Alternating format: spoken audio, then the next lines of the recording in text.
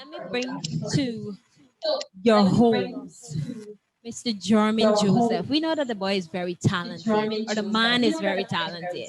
So let's bring Jerm as he bless your hearts this afternoon with a poem. One voice I done voice, you know. See that now? You know say done there, yeah.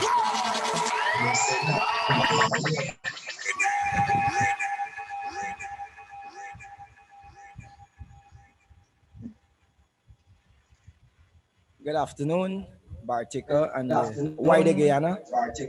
This piece that I'll give you, it's called Just for Once, and it's about the topic that we all shy away from, which is racism that we need to deal with. So I like to deal with this issue frontally. So I'll allow the words to do the talking for the rest of it. This is called Just for Once.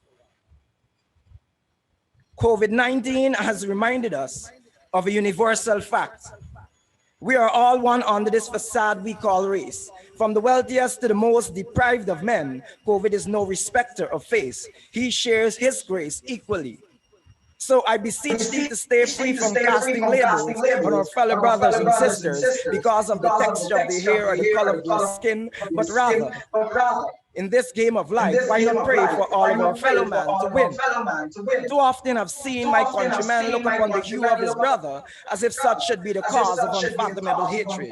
To this day, I have not found a label for persons that allow their vision to be impaired by the color of a person's skin. How can I hate you for looking exactly the way God has predestined you to be?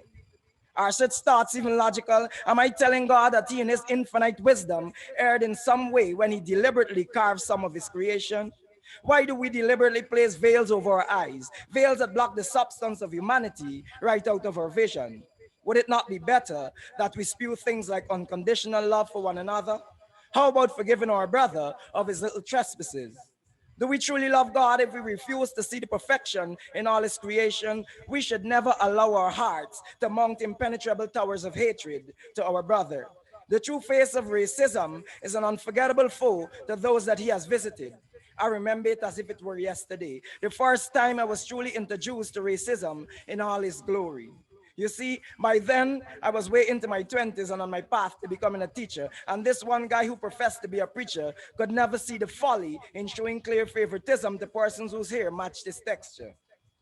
Believe me when I tell you, this is no conjecture. It's as if somehow he felt that his reflection was the mirror image of our omnipotent creator.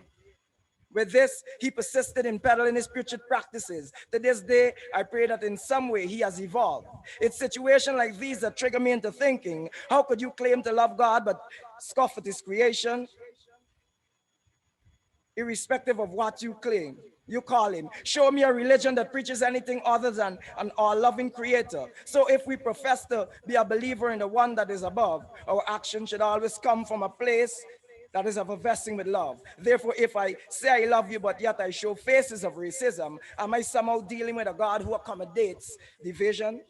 For this, I would truly deserve your outright criticism. Let us forget this vice that keeps us in bondage. Just for once, let us try acting like humans. I think we might just be surprised at how beautiful the new script would read. Just for once. Thank you.